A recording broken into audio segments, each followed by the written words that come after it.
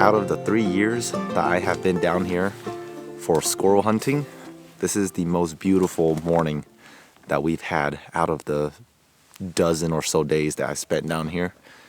And that is mainly due to a beautiful thunderstorm that came through yesterday evening, which is when we arrived. There have been some wildfires all over the place in this general area, and this rainstorm really helped cool off a lot of them, and it helped eliminate a lot of the smoke, so we don't have to deal with smoke.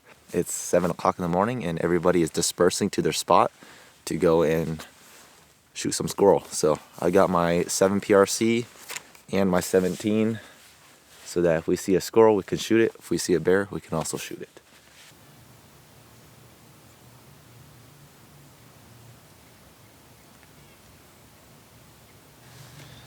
I just got down to the finger ridge that I wanted to sit.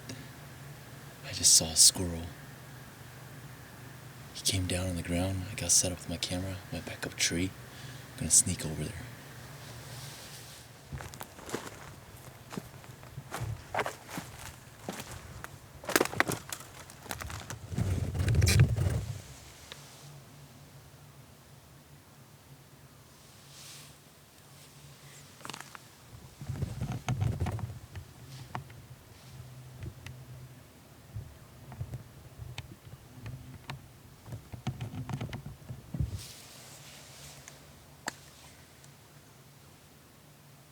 I'm convinced the squirrel is still in this tree. I haven't seen it leap off this tree at all, although I could have very well missed it. I was about 50% set up with my camera, and he was hanging on this branch, and then he kind of went his way up this tree, and I haven't seen it since. But one thing these squirrels will do is if they sense danger like me, they'll climb their way up to the top of the tree, and they'll just lay very low, and they won't move. And their tactic is to just make me think that the squirrel's no longer there. And once I leave, then that's when they come back down.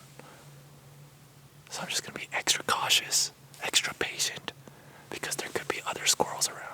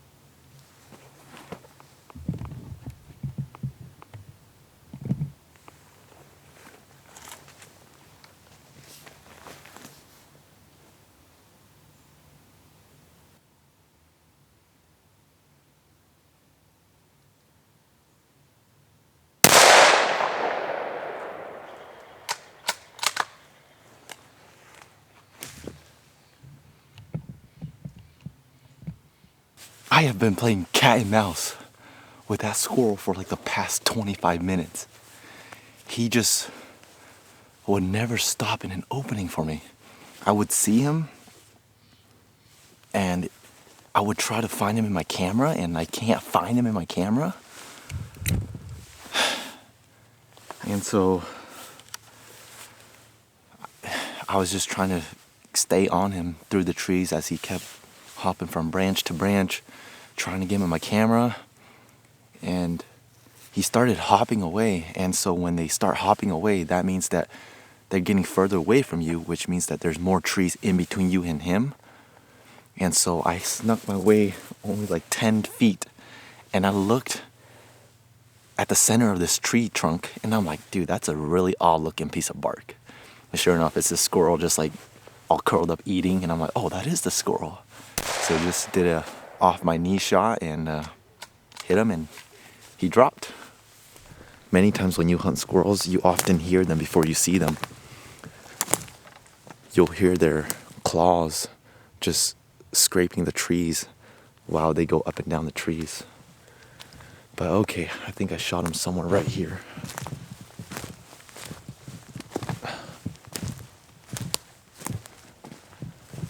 Shot him right on this tree, I believe.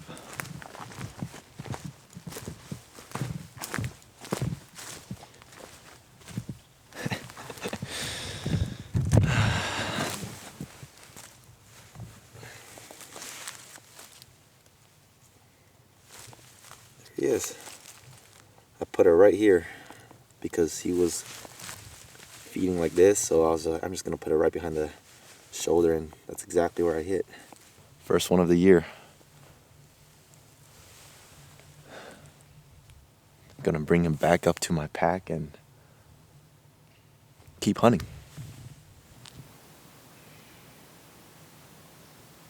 Made it back to camp, just shot some reps with my bow. Decided to bring my bow and my target with me on this trip because at squirrel camp, many times it's a very casual hunting trip.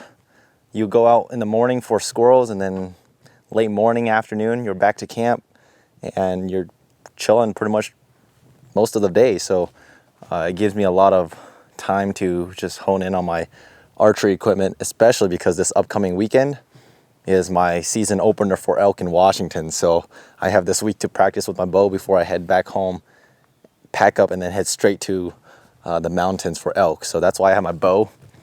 But this is pretty standard for our squirrel camp. So I'm the only one back at camp right now. They all came back earlier, but they're all back out doing their stuff. So we got 3 for the morning. I got 1. Grandpa got 1, and my brother-in-law got 1. So we got 3 squirrels. This is our living room. We got a canopy on this side and then another canopy on this side. We have our light right here, and this light is powered through those cords to the generator, which is right here for now. But when you turn on the generator, it's loud, so later when we use it, we'll take it out there. We just got chairs, you know, extra gas, a lot of totes and coolers for goodies, random stuff that we need. This is our snack and water table. Then this is our cooking station. Got a full-size burner, got a pot, and this is the food. We ate dinner last night, so there's food kind of everywhere. This is my dad's annual sleeping spot in his 1-person cot tent. This is our water jugs. This is where we clean stuff. And this is where we clean our squirrels in these big bowls. This is where Grandpa's sleeping. He has his whole tent armored up. This right here is the tent where I am sleeping. I'm sleeping here with my brother-in-law and my brother. You can peek in there. This is where I'm sleeping. My brother's sleeping in the middle. My brother-in-law is sleeping at the very corner. Got my rig parked here. Nothing too sophisticated, pretty straightforward, pretty plain camping if you ask me. So right now I need to just keep on shooting my bow while I wait for people to come back.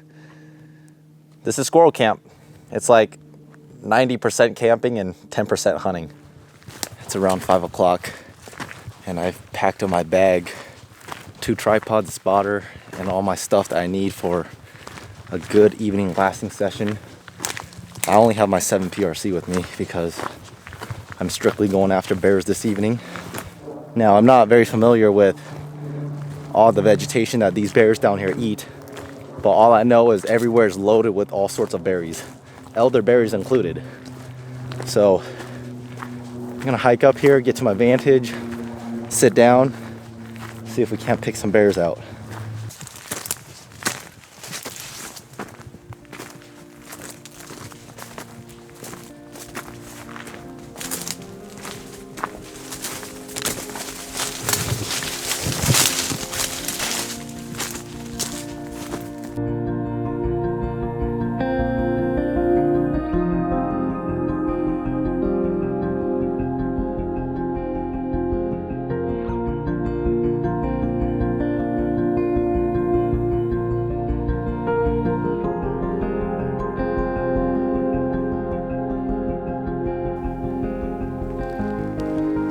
Day 2, I did not do much after my morning hunt yesterday because I was just getting pummeled by my allergies yesterday afternoon and evening and night.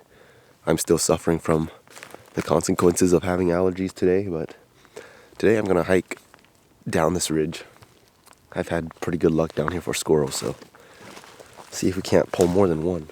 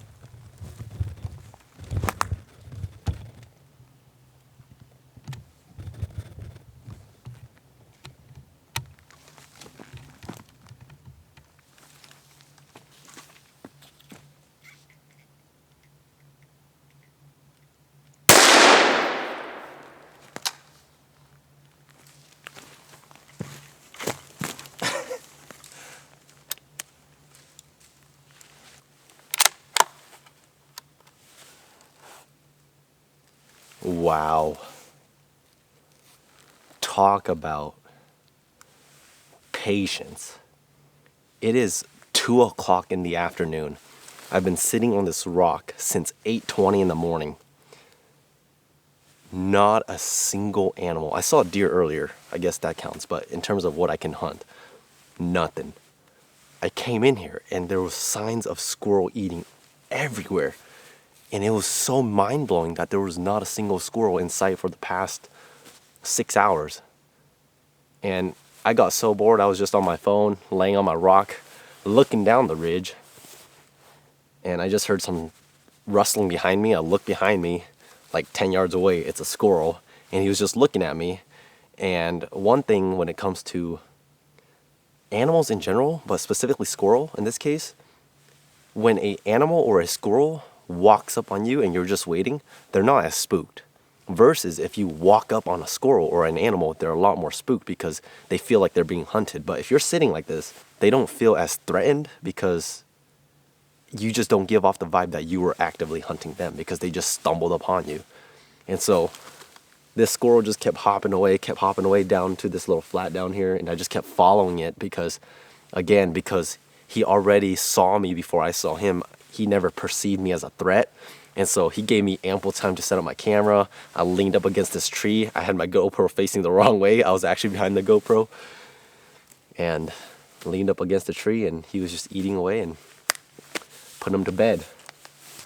Alrighty, well, this is a much bigger squirrel than the one I shot yesterday. I hit him. He was kind of feeding, somewhat like this in a way. And so high shoulder shot and exit on that side.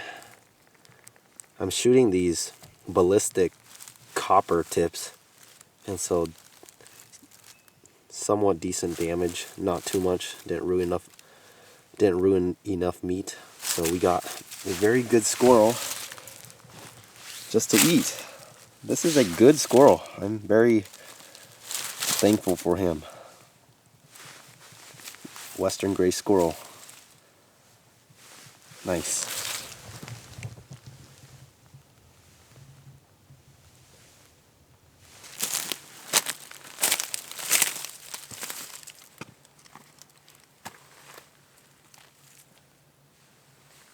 I was laying down on this rock, facing down that way. Heard some rustling, and the squirrel was right here, right at the base of that tree. And that's when I looked at him, and he could tell, or I could tell by his body language, that he wasn't really spooked. He was just kind of like, huh, what's that animal laying there?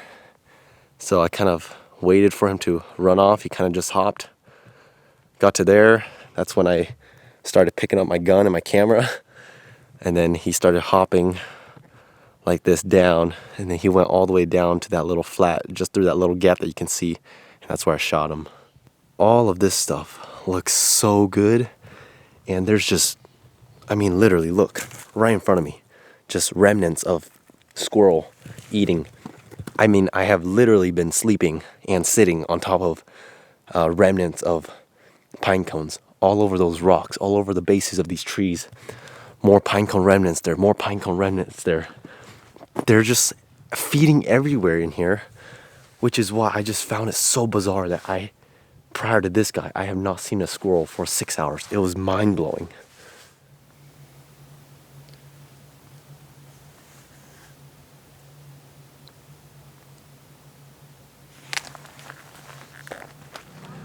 Made it back to camp. Seems like everybody had a pretty rough day.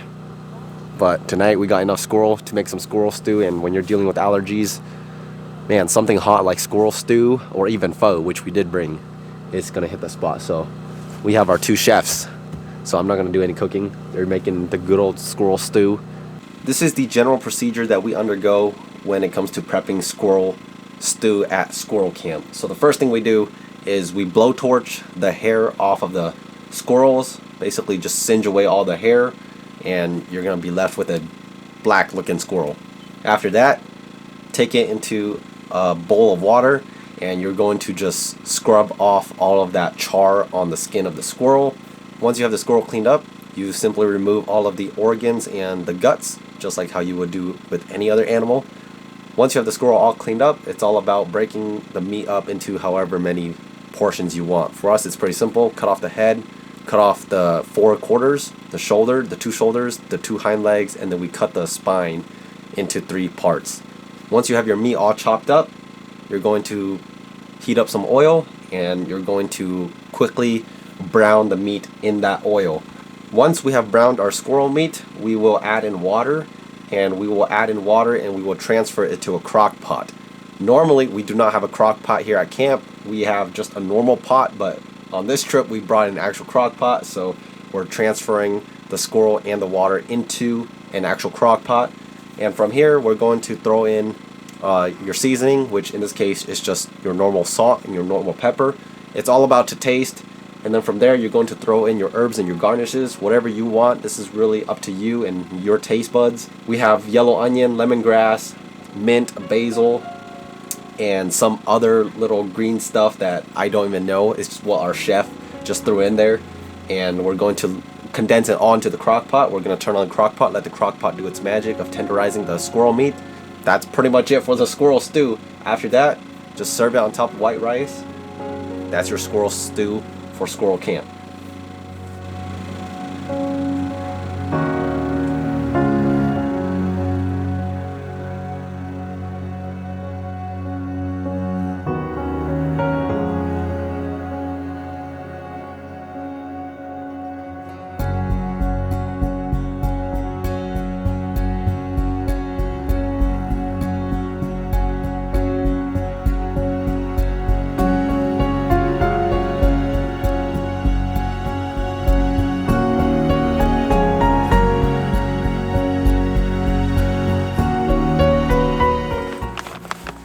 just like that, my squirrel camp for this year has come to an end. It's a very short one because I have to go home and start preparing for my upcoming elk hunt in Washington, so I can't dedicate the full week like I normally do down here like the past 2 years. So I've only been down here for like 3-4 days. Today's day 4, but day 4 is just me packing up and heading out. I have an all-day drive, so just woke up, packing up, and then I gotta head out. The rest of the crew is still gonna be here till Saturday, but I'll leave them be. They're all headed out squirrel hunting again while I'm back out camp cleaning up my own gear. So just a quick one, and like I said, it was kind of a struggle finding squirrels, but I went 2 for 2, so I capitalized. Can't complain. With that said, I'll see you in the elk woods next.